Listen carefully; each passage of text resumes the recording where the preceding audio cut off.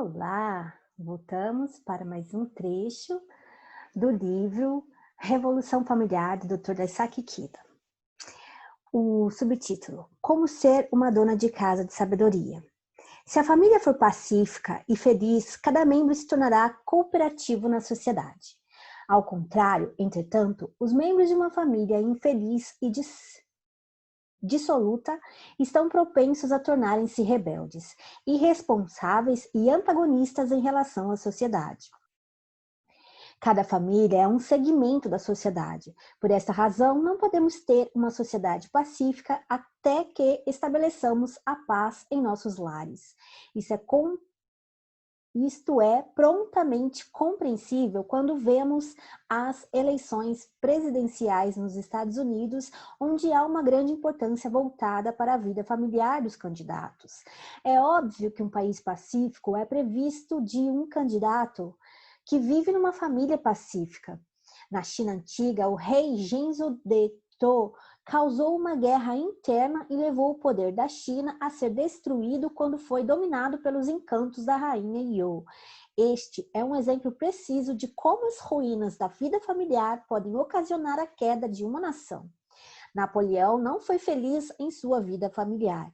Ele era triste e solitário. Nos tempos contemporâneos, tanto Hitler quanto Mussolini refletiam a infelicidade de suas vidas pessoais. Os líderes que não se importam com suas famílias tendem a ter natureza agressiva e hostil. Contudo, uma pessoa que é excessivamente ligada à família deve ser considerada egoísta. Um líder interessado no bem-estar individual do seu povo está lutando pela prosperidade nacional. Ele pode ser considerado um verdadeiro pacifista, um líder que tem sido buscado pela última metade do século XX. O solo no qual este líder foi cultivado não é outro senão a família comum, presidida por uma mulher de grande sabedoria. A intensa guerra ainda está continuando no Vietnã. As pessoas mais infelizes em qualquer guerra são as mulheres. Se a destruição de um país fosse o único resultado da guerra, a humanidade poderia suportar. O que não podemos suportar é que a guerra destrua a família. Temos testemunhado muitos casos em que as mulheres sofreram a tragédia de perder um de seus entes queridos. Esposas perderam seus maridos, avós perderam filhos e netos. Não importa que razão possa existir, a guerra deve ser evitada. A minha voz não deve ser a única gritando: mulheres do mundo, univos. Quem é o inimigo na guerra do Vietnã? Alguns dizem que são os Vietcongs e outros dizem que é o governo. Mas não são os companheiros compatriotas que estão atualmente confrontando-se uns com os outros com o rifle num campo de batalha? Antes de rotular esta estupidez, devemos considerá-la a mais trágica de todas as realidades. O presidente Kennedy estava escrevendo esse livro durante a Guerra do Vietnã. A senhora Hiramitsu, autora de Uma Mulher Faz uma Viagem ao Vietnã, cita as palavras de uma estudante colegial em Saigon. Todas as pessoas têm desejos, desejo por honra e desejo por autoridade, etc. Estes desejos, entretanto, são especialmente fortes nos homens. O poder das mulheres é necessário para salvar esta sociedade corrupta. Desejo tornar-me primeira-ministra e presidir este país. Senhora Hiramitsu. Uma das mais significativas mudanças na sociedade desde o término da Segunda Guerra Mundial é o conceito moderno do lar. O velho sistema familiar feudal desmoronou-se. Agora tornou-se usual aos recém-casados estabelecer seu primeiro lar em um apartamento longe da família. Entretanto, nas áreas rurais onde o domínio, os laços familiares e os velhos costumes são difíceis de se quebrar, essa transformação encontra com frequência grandes obstáculos. A posição de uma dona de casa na família é parte de seu aspecto maternal que tem existido desde os tempos antigos, nunca mudou. Por exemplo, vários problemas são inevitáveis quando duas donas de casa, a esposa e a sogra, ou seja, a nova e a mais experiente dona de casa, vivem juntas dentro de uma simples família. Do ponto de vista da sogra, a esposa de seu filho é uma recém-chegada de outra família. Ela não pode animar-se em transferir a autoridade do lar para esta outra mulher. A despeito do fato de que compreenda a mudança da época, a sogra está ligada fortemente à autoridade que estabeleceu em sua família como resultado de 20 ou 30 anos de árduo trabalho. A frustração emocional é inevitável quando duas mulheres centralizam-se em um só homem. Coitado do filho e do marido. A inimizade e o ciúme entre duas mulheres criam com frequência uma sombra que escurece a vida da família. Que obscurece a vida da família. Como poderia alguém simplesmente chamar esta situação de um epítome da sociedade? A experiência de vida de uma sogra é mais realística em relação à família do que os sonhos da nova idealista jovem esposa. Este conflito entre as duas pode, afinal, conduzir à destruição. A jovem esposa encontra os obstáculos para seus novos planos de família na sogra e não no marido. Tal como os estadistas do mundo de hoje, exige-se a manifestação da sabedoria no seu mais pleno alcance antes da ameaça da guerra nuclear. Nunca antes na história da família foi necessário para a dona de casa pôr em ação a sabedoria. A sentença prosperidade ou destruição depende inteiramente da habilidade da jovem dona de casa. A gente costuma ouvir mesmo que é exigido mais sabedoria da jovem, da esposa, né, para conquistar a sogra do que o vice-versa. É interessante, porque teoricamente eu imagino que a sogra que deveria ter mais sabedoria e dar espaço para a nora, mas interessante. Meu conselho para uma jovem dona de casa é que manifeste sua sabedoria sendo cortês e atenciosa para com todos os membros da família. Claro. A personalidade das crianças deve ser respeitada. O desenvolvimento de uma criança produzirá afeição e confiança na família, uma manifestação de sabedoria que comoverá até mesmo a sogra. Isso acontece. Da esposa esperar o reconhecimento da sogra através da criação dos filhos, né, dos netos dela. Um psicólogo definiu uma vez que a principal característica de uma mulher que sofre em virtude de um casamento infeliz é a tensão sempre presente e uma mente perturbada. Essas mulheres possuem complexos de inferioridade profundamente arraigados. Como resultado, são propensas a armar-se de agressividade mais do que de covardia. Uma outra moça que trabalha declarou: os homens são animais verdadeiramente famintos de guerra. Eles clamam por paz, mas por outro lado, seus olhos brilham e o assunto muda para helicópteros ou aviões a jato. Os homens têm fracassado como políticos, uma vez que essas vozes de duas mulheres representam as vozes das mulheres do mundo inteiro. Apelo a todas as donas de casa a trabalharem arduamente pelo objetivo da paz na família. Chegou a época em que uma mulher não pode ser por mais tempo uma dona de casa do passado. Ela deve agora tornar-se uma grande política dentro de sua família para que esta possa contribuir para uma sociedade melhor. Estamos presentemente vivendo numa era horrível em que parece impossível estabelecer uma família pacífica em primeiro assegurar a eterna paz da sociedade. Com certeza, né? Naquela época que o presidente Kennedy escreveu esse livro, ainda tinham conflitos em diversas partes do mundo, então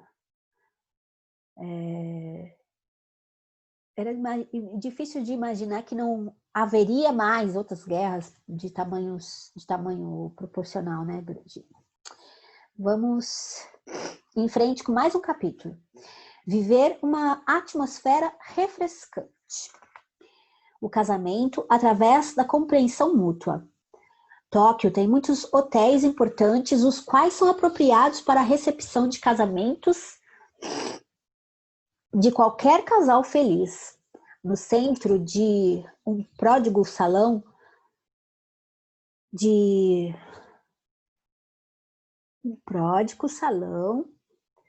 recepção, sob um brilhante lustre e rodeados de convidados, os recém-casados podem celebrar o casamento em meio aos estouros das garrafas de champanhe. Discursos de congratulações prosseguem-se através de proeminentes convidados que escolhem palavras com um pequeno significado. Logo, o novo marido e a esposa estão de pé diante de um bolo de noiva que é mais alto do que eles. Juntos seguram a faca simbólica, alegremente decorada com fitas vermelhas e brancas. Finalmente, a recepção chega ao término com um entusiástico aplauso e inúmeros flashes de câmeras que registram a cena. Que típica montagem de cena! Que espetáculo uniforme! Ainda com precisão incansável, revistas semanais captam essas cenas e as apresentam a seus leitores. Virando as páginas, vemos o sorriso feliz de estrelas de cinema e de televisão e dos filhos e filhas de pessoas famosas que são proeminentes nos círculos políticos e econômicos. Seus sorrisos parecem ser usados apenas para a ocasião. De acordo com a economia, as viagens de lua de mel aumentam em distância, do Havaí aos Estados Unidos e até mesmo para a Europa. Quanta atração, quanta despesa! Isso se torna o tópico de discussão de toda a cidade. A afeição dos pais justifica a extravagância de um casamento, dizendo: acontece só uma vez na vida. A suntuosa cerimônia, todavia, não garantirá necessariamente a felicidade futura da noiva e do noivo. Dentro de um curto período de 1 ou 2 anos, os jovens recém-casados, uma vez mais, encontram suas fotografias nas revistas, desta vez em virtude de uma separação ou divórcio. Há um triste provérbio que diz: onde está a neve do ano anterior, derreteu-se e foi-se. Quanto mais glorioso pareceu ser o casamento, mais profunda é a ferida. Embora eu me sinta um tanto quanto embaraçado, quando falo sobre mim mesmo, fui muito feliz no casamento. Minha esposa e eu nos casamos da maneira mais comum, no dia 3 de maio de 1952. Eu tinha 23 anos, minha noiva, 19. Nossa cerimônia teve lugar num pequeno templo com somente 30 ou 40 amigos íntimos e parentes. Nossa recepção foi muito simples. Ainda me lembro do custo da recepção, que era aproximadamente 3.000 ienes. Aqui, entre parênteses, tem o valor em cruzados ou cruzeiros. Eu não sei esse símbolo aqui, que é mais ou menos 700. Acho que nosso ponto de partida foi bem sucedido. Os convidados não apareceram por obrigação ou vaidade. Com a máxima sinceridade e bons desejos, eles se reuniram para honrar a nossa nova vida juntos. Como marido e mulher, ambos tivemos uma compreensão total do nosso objetivo: trabalhar pela humanidade e em prol da sociedade. Este objetivo não mudou uma vez sequer, tampouco duvido que mudará alguma vez no futuro. Isso não quer dizer que eu me sacrificarei para a sociedade, nem tampouco significa que ignorarei a sociedade no meu próprio desejo de gozar a felicidade. Cumprindo e praticando as coisas que nos conduzem ao nosso objetivo, antecipamos a felicidade. Nosso sucesso ou falha no casamento baseia-se em quão bem podemos produzir dentro da sociedade. Com a nossa família feliz como fundamento, o sucesso não depende do fato de a cerimônia do nosso casamento ter sido ou não suntuosa. Avançando com o tempo, as ideias sobre o casamento têm mudado consideravelmente. Embora não tenhamos tempo de discutir os costumes conjugais de outras nações, podemos ver as drásticas mudanças da nossa nação, Japão, desde o fim da Segunda Guerra Mundial. Antes da guerra, os laços familiares eram de máxima importância. O sistema feudal era uma unidade dentro da estrutura da sociedade. A unidade da família ignorava completamente o indivíduo. Quando uma pessoa alcançava a idade do casamento, seu casamento não era um problema, sendo antes uma parte do sistema familiar. A condição financeira do casal acarretava um grande peso. Os pais explicavam essa condição como dar uma noiva ou receber uma noiva, ou cuidar de uma noiva. Estes eram os pensamentos de uma família com uma filha. Pensamentos de ordem material, lucro ou perda. O laço entre um homem e uma mulher, logo, era primeiro um laço entre as famílias. Seu padrão social e sua condição econômica eram levados em consideração antes de qualquer outra coisa. Os sentimentos de um jovem e de uma futura esposa eram secundários. Os pares matrimoniais no Japão eram escolhidos através de entrevistas ou através de empresários casamenteiros. A noiva nunca falava durante uma entrevista, pois se o fizesse, poderia ser desprezada. Em muitos casos, a noiva não ficava sabendo de nada sobre o noivo até o dia do casamento. Estas coisas, naturalmente, não seriam toleradas em nosso tempo. Desde a guerra, com a transformação do Japão em um país democrático, a Constituição especifica direitos individuais. Nenhum casamento pode ser estabelecido, exceto através da concordância de ambas as partes. O homem e sua esposa gozarão de direitos iguais. Baseado neste conceito, o lar deve ser mantido através da cooperação de ambos. Engraçado, pelo que eu entendi aqui, esse desenho democrático dos noivos se escolherem, né, um ao outro, foi só depois que acabou a guerra, Segunda Guerra Mundial. Interessante. Importante ingrediente para um casamento feliz: amor contínuo. A súbita destruição do sistema de família trouxe grandes mudanças na liberdade do casamento. O casamento com liberdade de escolha e o casamento por amor tornaram-se a corrente principal do pensamento concernente ao casamento no Japão. Embora do ponto de vista do respeito à dignidade individual, essa liberdade seja maravilhosa, há uma grande diferença entre a liberdade que é obtida por um indivíduo e aquela que lhe é conferida. Talvez, em virtude da subitaneidade dessa liberdade, as pessoas tenham sido tomadas de surpresa e tenham escolhido o caminho errado, aquele que as motivaram a ser irresponsáveis. Estes atos de irresponsabilidade ocasionaram muitas tragédias. Isto prova que a liberdade sozinha não garante a felicidade. A responsabilidade do casamento recai à noiva e ao noivo. Culpar os erros ao sistema social não ocasionará os resultados desejados. Se um casamento que foi feliz no início termina em divórcio, é porque o marido e a esposa viveram discórdia. Em outras palavras, o acúmulo de insatisfações e desentendimentos explode de uma só vez e o casamento não pode resistir. Ouvi uma certa vez um orador contar uma história numa recepção de casamento. Havia um jovem chamado Tom que aguardava ansiosamente encontrar uma garota que possuísse 3 virtudes particulares. Na sociedade, ela deveria ser uma dama. No lar, uma criada. E à noite, uma amante. Este era o ideal de Tom. Um dia, Tom casou-se. Após um curto período de tempo, entretanto, mostrou-se infeliz. Um de seus amigos perguntou-lhe: Tom, o que aconteceu? Você ia se casar com uma garota que possuía todas as virtudes que queria. E com uma voz sombria, Tom admitiu que, embora ela tivesse as virtudes que ele desejava, havia um grande problema. A ordem das virtudes de sua esposa era inversa. Na sociedade, sua esposa era uma amante. No lar, uma dama. E à noite, roncava como uma criada. Este é um relato humorístico, mas pode ensinar-nos muito sobre a realidade.